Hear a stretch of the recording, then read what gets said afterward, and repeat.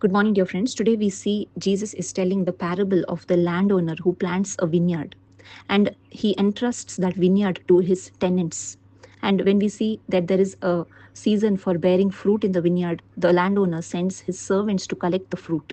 But instead of giving the landowner his due, we see that these tenants beat, killed, and they reject all the servants which were sent to collect the fruit.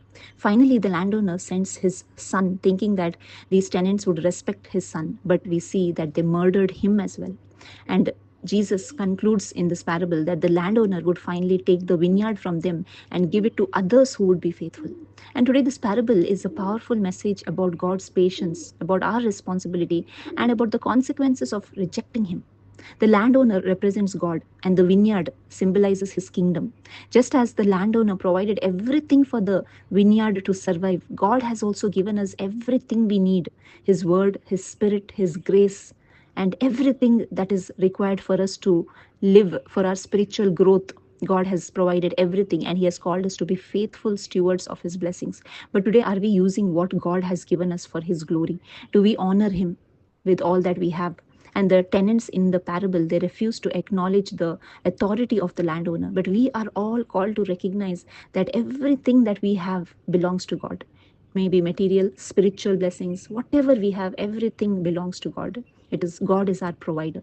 And we see that God is patient. Despite the rebellious nature of these tenants, the landowner, he sent multiple servants, and all these servants represent God's prophets. Throughout history, we see time and again God has tried to reach out to His people. Constantly, God sent His prophets and messengers to give His word to His people. And finally, we see God sends His only Son, Jesus Christ, into this world.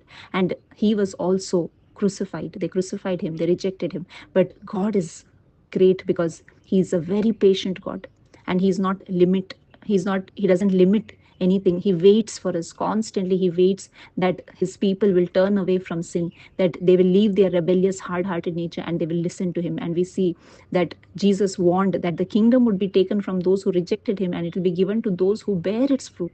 Today we all have a choice. How do we respond to God's voice? Are we ignoring His call, or are we submitting to His will? And Jesus declared that the stone the builders rejected has become the cornerstone. Even though He was rejected by men, He is the foundation of our faith. Jesus is the foundation of our faith, because Jesus Christ came into this world. He sacrificed His life on the cross.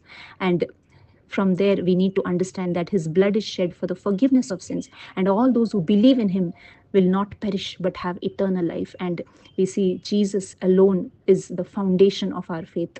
And all those who trust in Him will stand firm, but all those who reject Him will stumble.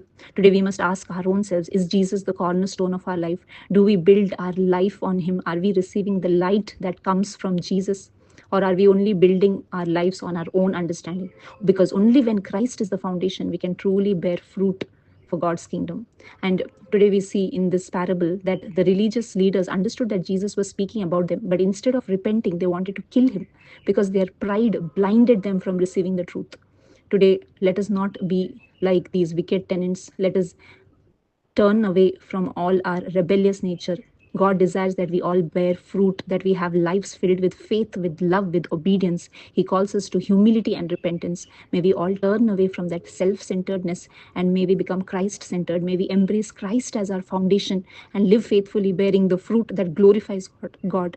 And may we understand that Jesus is the cornerstone for our faith, for our life, and may we build our faith and our lives on Him alone. Thank you. God bless you.